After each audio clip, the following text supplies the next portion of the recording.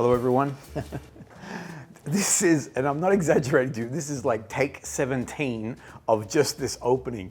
I just don't know what to say. I mean, I know that it's the 10K sub, but I don't want to sound, I just don't know what to say. Like, thank you. I think that's probably the only thing I can say. Thank you to everyone. Thank you for your support. Thank you for,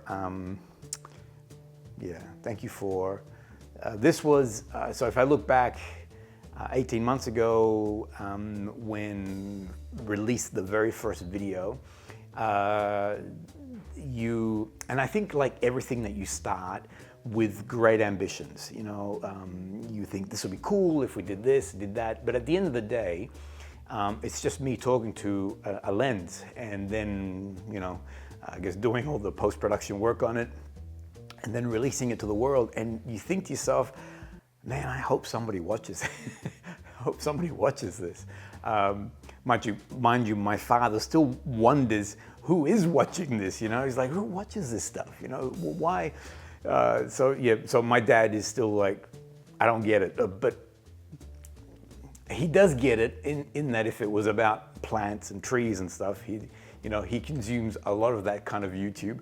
But when it comes to perfumes, he's like, but a perfume's a perfume. I'm like, but it's not. Anyway, bottom line is, you guys are awesome. This was something that I was dreaming about and something that I was, great ambitions, great energy behind it, but it's because of you. That's the bottom line, because without an audience, I just be talking to myself, which is what I'm doing right now. But so let me first do this. Hope you have a awesome drink in front of you. Mine is mate, but in a fancy pants champagne glass. I thought, you know, it requires something a little bit more, so excuse me. And thank you again for helping me get to this incredible milestone. I want to show you this. I came across this video. I remembered that I did this video. So let me show you this. So I know I look like a little bit of a mess, and plus I don't have a mic put on. Here's my hand. A mic put on me, so I don't know what the audio is going to be like, but I'm doing some weeding. And I had the thought of doing like a video, like a video journal, just to write it. It's like, oh my gosh.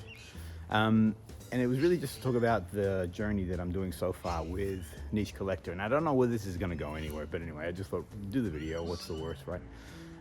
We're currently at 623, I think it is. It's been 4 months, it was 4 months yesterday actually, and it's pretty exciting. I don't think I actually had a goal as to where I thought I was going to be. I did say that I wanted to be at 1,000 by the end of this year, 2021. But I think I'm going to hit that hopefully in June. That's I've sort of revised it there. The road is to 10,000. That's my new goal. I don't know when can I hit that. It would be awesome. It would be crazy to think that I can do that in about 2 or 3 years. But anyway, so what I'm going to do, I'm just going to do this little video journal, and maybe one day I'll bring it all together. Maybe it'll create something. But anyway, for now, this is what was in my brain. Now, the comedy of that particular video is that when I asked myself that question, I mean, you know, how long would it take to get 10,000? The road to 10,000, it sounds like, you know, it's like around the world in 80 days sort of thing. I actually thought 5 years. I mean, really, as I was processing, as I said that, I remember at the time I thought 5 years, because I remember when I finished that video, I'm like 2 to 3 years. I'm like, wow, that'd be just like crazy, man. But realistically, around 5 years. At that time, I'd been reading a lot of, so before I started the channel, so this was still very raw, about 3 to 4 months deep. And I had just finished consuming quite a bit of books and stuff like that on how to create your YouTube channel. And a lot of them said that it would take you 18 months to 2 years to create 1,000. And I thought, wouldn't it just be crazy, just be like nuts to do it in 1 year, to do 1,000 in a year.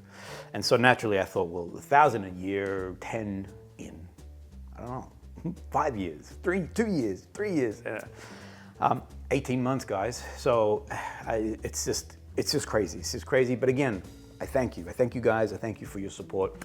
I thank you for the connection that we've got going. And it's on that connection that I want to talk about at the end of this. All right. So let me come back to that. First, why are we here? Perfumes. I want to share today four, not necessarily four iconic fragrances that I don't have. Okay, so let me qualify something. I don't have a favorite list, and I've said this before only because I've got so many. Well, I've got a nice collection. Sorry, I've got a nice collection, and I enjoy all of them. I enjoy them all at different, at different times, and I just don't have a favorite because I want to, I guess, use the one that I like in that moment, for that mood, for that day, and not necessarily be constrained by a favorite. However, I do have certain fragrances, and I want to share with you today, that are milestones and in my niche journey. Number one milestone, for those who've been following my channel for a while, know about this, and that's Santa Maria Novella. I did not know prior to 2017 that there was such a thing as niche perfumery. And I've always been one seeking for anything that is artisanal, anything that is small batch, anything that is just that there is, I guess, less on the mass-produced side, So rather than just in a factory, boom, boom, boom, boom, and out it comes, that there's almost a human touch, human hand that goes into creating something. I really like that. And so I came across, I was in Florence at the time doing a walking tour, and the host there mentioned that there was a brand that had been around since, I think, 1412 or something like that, and had been creating potions and different pharmaceutical products, including fragrances, since that time. And then the story of Caterina de' Medici and the birth of fragrance in the French court, and I just blew my brain. I could not believe this history, and I couldn't believe that I was not aware of it. I've always been into perfume, even as a young boy. And to think that there was this almost secret that was out there that I didn't know about. I'm like, what is going on? So Santa Maria Novella, Tobacco Toscana was my very first one, and it's this one here. You can see that I use it, but now I've stopped using it because it's almost, I don't know, it's become my precious. And I use it very sparingly, and I actually bought it in the Santa Maria Novella store in Florence. And 2017 is what started my journey. For those who like anything to do with that tobacco note, I'd recommend this fragrance. It's very aromatic, so it doesn't have, normally a tobacco note, it tends to be very warm, tends to be quite sort of earthy. It is, I don't want to reveal my hand on what else I've got here for you guys, but it's a very aromatic, very bright, very just vibrant scent, but it does have that slight tobacco earthiness in it. Awesome fragrance, one of their iconic fragrances in the Santa Maria range, and I'd recommend it to you. So at the time when I bought this is an eau de cologne, and at the time it was probably about, in Aussie dollars, about $190, and I thought, oh, it's not too bad, because at that stage I'd been buying a lot of designer fragrances, even though they were eau de toilette or eau de parfum. I figured, yes, I know, getting less oil concentration. Actually, I didn't even know about oil concentration at that stage. I felt that the scent had great longevity on it, but $190, I thought, that's not too bad. Then I moved across. So the next iconic scent that I'd like to put to everyone, that was a milestone in my niche journey, is none other than AVENTUS. This one here was my first step into, I guess, that bougie territory. $500 Aussie for AVENTUS. I'm like, what? I mean, it took me a while. Let me just say, to move across to the Creed family, to start off with, and AVENTUS was my very first one in the Creed collection. The rest is history. AVENTUS is one of those, and it still is. Look, again, have a look at my bottle. Again, I've got a decent collection, and yet AVENTUS has a lot of airplay. A lot of people say, oh, AVENTUS, it's dated now, and we've moved on. I don't know. I still love AVENTUS. When I smell AVENTUS, I wore it the other day. Happy vibes is all I get out of this fragrance. This is a glorious, masculine, vibrant, aromatic, with that slight leather accord down the base there. There's nothing like it. There's nothing like AVENTUS. I recommend it to every man. New to niche, this is a great place to commence. If you're knee deep in niche, I just think that AVENTUS should be part of your collection. But it's a milestone for me because, as I said, it was my first step into spending now some serious dollars in that whole niche game. Excuse me for a minute. Not niche game, niche collection, niche collection. So now that I got used to spending that kind of money, what do you think I went to next? Bougie, glorious packaging, amazing looking, just visually glorious to look at, and then just incredible, incredible scents. So my very first XERJOFF, and then it exploded from here. But my very first XERJOFF was NAXOS. And again, this is another one where it is happy, happy vibes. I know there are some people that don't like it. I don't know why. I'm like, it's just beautiful. It's just, I can actually smell NAXOS I can smell it a mile away. I had a friend of mine who came up to me very proud. He goes, I bought a new fragrance. He hadn't finished saying the words that I went, NAXOS, man, you're wearing NAXOS. And he's like, oh, no way, there's no way you picked that up. Again, I have a decent collection, and you can see that NAXOS has a really good run within my collection. Tobacco, but there's a honey note in there. There is, to my opinion, a very gourmand lean to this particular fragrance. For me, it's a summer, it's a winter fragrance. I'm gonna cough, excuse me. All right, we're back. Sorry, I had to cough. I had the thing in my throat. Give me a second. Summer vibes, winter. It does lean a bit more to the cooler months. Admittedly, I do wear it more during the sort of winter. I wear it now in spring, cooler evenings. In a full summer, I don't really wear it as much, whereas AVENTUS all year round, Tabacco Toscano all year round, comfortably. But my milestone, my first XERJOFF, I still look at it with a lot of love in my eyes, the glorious and wonderful NAXOS. The next one so I got used to, I guess, now I was knee deep, and I was sort of looking to see where else could this niche journey take me. For those who may have seen my video on Absinthe by NASOMATTO, have a look at this. The funny thing is that this video is actually talking about Duro, and it talks about how my first discovery of Duro, I was now, as I said, into niche. I loved everything about it, and I was in Italy and I came across the NASOMATTO range, and I actually thought that the storekeeper, the Italian storekeeper, was trying to sell me something dodgy. That she saw that I was an Aussie, and she thought, you know what, this guy's never gonna walk in here again. Let's give him this stuff because nobody's buying it. And I remember when I first smelled Duro, I thought, what poison are you giving me, lady?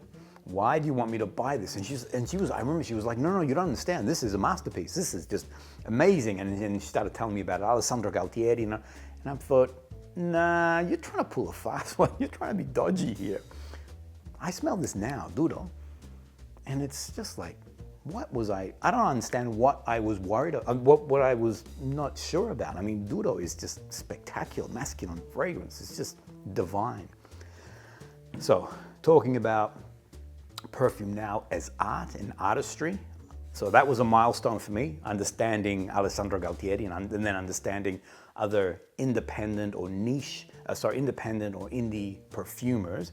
Then the one that I want to put forward to you guys is FANTOMAS, also by Alessandro. It's part of the NASOMATTO range. Now, this is the most, actually, you know what? Watch this video.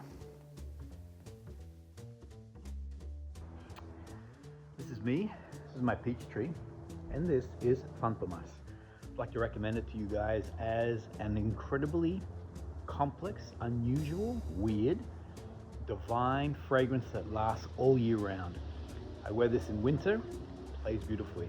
I wear it on a day like today, spring, still fresh, amazing. I wear it in full summer and I feel like a god. It smells so amazing.